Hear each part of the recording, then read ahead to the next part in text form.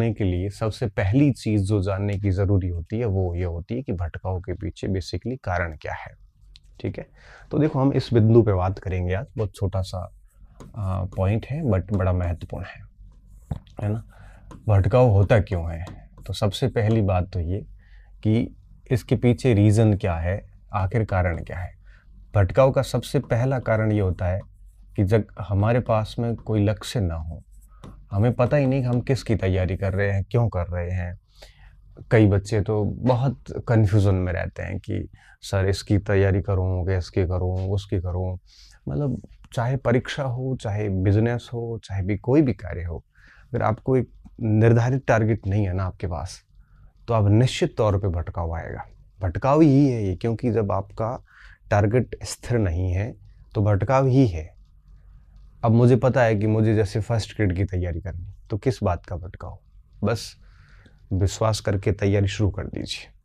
Selection होगा, नहीं होगा, ये इस बात पे तय होगा कि आपकी तैयारी किस स्तर की हुई है। तो जो भी कार्य करना है, कम से कम उसका टारगेट फिक्स कर लें। अब टारगेट फिक्स करने में ये ना सोचा कि मेरे से नहीं हो पाएगा, बहुत सारे लोग तैयारियां कर रहे हैं, सब कर रहे होते हैं, लेकिन आप कट ऑफ्स देखिए 60%, 65%, 70% फर्स्ट ग्रेड में, तो हालांकि हर सब्जेक्ट की अलग अलग होती है। आप उन लाखों लोगों को देख देख के, सोच सोच के अगर करोगे तो नहीं हो पाएगा। तो सबसे पहला काम तो आप ये करिए कि आप अपना एक फिक्स टारगेट सेट कीजिए, क्योंकि अगर आप टारगेट सेट नहीं कर पाते हैं तो कभी भी आप एकाग्रचित्त नहीं हो पाएंगे, आपको पता ही नहीं चलेगा, आपसे शुरू ही नहीं हो पाएगा। स्टार्ट कब होता है? जब टारगेट फिक्स होता है। मुझे पता है कि भाई मुझे अभी ये कार्य करना है, कि भाई मुझे अभी कॉलेज जाना है, या मुझे अभी घर जाना है, या मुझे अभी एक किताब लिखनी है, तो मेरा ये टारगेट फिक्स है। तो टारगेट फिक्स है तो उस टारगेट को लेके मैं काम करना शुरू कर दूंगा, फिर भटकाव नहीं आता। तो पहला जो मैंने कमी देखी है स्टूडेंट में, वो ये देखी है कि वो अपना टारगेट तय नहीं कर पाते। और मुझे लगता है कि एक टारगेट हमें बहुत अच्छी तरीके से तैयार कर लेना चाहिए। अब इस टारगेट को तय करने में किसी भी व्यक्ति का, अच्छे अनुभवी व्यक्ति का सहारा भी ले सकते हैं। अनुभवी व्यक्ति का, साथियों का नहीं, क्योंकि साथी लोग तो खुद ही भटके हुए होते हैं।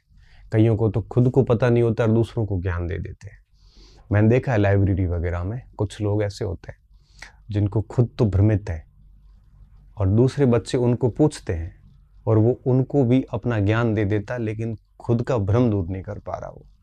इससे कहते हैं कि यहाँ अपने किसी गुरुजी से या अपने किसी अनुभवी साथी से जो ऑलरेडी किसी जगह पे है लगा हुआ, या फिर ऐसे व्यक्ति से जो बहुत पॉजिटिव व्यक्ति है, तो ऐसे व्यक्ति से सलाह लेके सबसे पहले अपना टारगेट फिक्स कीजिए।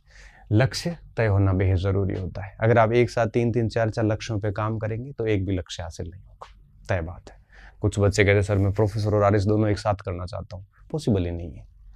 क्यों? क्योंकि दोनों का अलग मैटर है। सिलेबस सेम होता है 70%, तो एक बात थी कि आप 3-4 टारगेट एक साथ अचीव कर सकते हैं, लेकिन सिलेबस अलग अलग है, फिर आप कर ही नहीं पाते, पहली बात।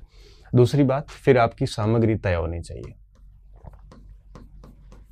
सामग्री निर्धारित होनी चाहिए, बड़ी भरोसा करके ले लेनी चाहिए, निर्धारित हो और सीमित हो।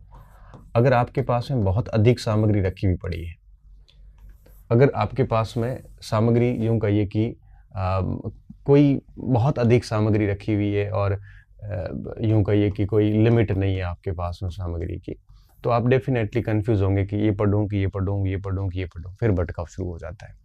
तो आपने पहले लक्ष्य तय कर लिया, फिर आप सामग्री तय कर लो कि सामग्री तय करना है, कैसे करना है ये आपके ऊपर है। फिर भी आप कहोगे तो मैं एक छोटा सत्र ले लूँगा कि सामग्री कैसे तय की जा सकती है। किताबें, नोट्स, कोचिंग वगैरह जो भी आपको ठीक लगता है, आपको समझ में जो भी चीज़ें आती हैं, मुझे लगता है कि सामग्री लिमिटेड हो तो ठीक है। क्यों? क्योंकि आप उसको बार बार पढ़ सकते हो, और बार बार पढ़ने से चीज़ें याद भी हो जाती है और एलिमिनेशन की ताकत भी आ जाती है, क्योंकि आपके कंसेप्ट क्लियर हो जाते हैं। अगर आपकी सामग्री बेशुमार है, आपकी कमरा किताबों से भरा हुआ है, तो आपको समझ में नहीं आएगा कि शुरुआत कहाँ से करूँ, कौन सी किताब शुरू करूँ, कौन सी छोड़ूँ, क्या पढ़ूँ। एक तो शुरुआत नहीं होगी, और शुरुआत हो भी गई तो परीक्षा के ठीक पहले आप रिवीजन नहीं कर पाओगे। क्यों? क्योंकि इतनी सारी सामग्री है कि कौन सा पढ़े कौन सा छोड़े, और एक प्रकार से थोड़ा सा मोरल डाउन हो जाता है। सीमित रखें और सामग्री निर्धारित रखें। क्योंकि अगर सामग्री निर्धारित नहीं है तब भी भटकाव रहेगा कि ये पढ़ूँ कि ये पढ़ूँ, है ना। और इसलिए लक्ष्य तय हो, सामग्री तय हो जाती है, उसके बाद में अपने आप को अनुशासित करें। देखो, अनुशासन बेहद ज़रूरी होता है। अगर आप अनुशासित नहीं हैं, अनुशासन का सीधा सा मतलब ये होता है कि सुबह से शाम तक का आपका शेड्यूल फिक्स है। जैसे मुझे पता है कि मुझे मॉर्निंग में 5:30-6 बजे उठना है, फिर उसके बाद मुझे 2 घंटे पढ़ना है, फिर मुझे ये काम करना है, फिर मुझे वहाँ जाना है, फिर मेरे वहाँ पे ये काम करने हैं। सुबह से शाम तक का मेरा शेड्यूल फिक्स है। ये अनुशासित जीवन बेहद ज़रूरी है आपका। अगर आपका सुबह से शाम तक अता पता ही नहीं है कि आप क्या कर रहे हैं, क्या नहीं कर रहे हैं, आपको खुद को कुछ नहीं पता, आपका अपने ऊपर ही शासन नहीं है, आप किसी और के शासन के अधीन चल रहे हैं, तो मान के चलिए कि आप कभी भी एकाग्रचित्त नहीं हो सकते। आप सबसे पहले तो अपने आप को ठीक करिए, जब आपका मॉर्निंग से लेकर नाइट तक का पूरा शेड्यूल फिक्स हो, सुबह से शाम आपको क्या करना है और क्या नहीं करना है। अगर आप ये फिक्स शेड्यूल करते हैं, आपकी जीवनचर्या एकदम नियमित होती है, तो आपको किसी मोटिवेशन की आवश्यकता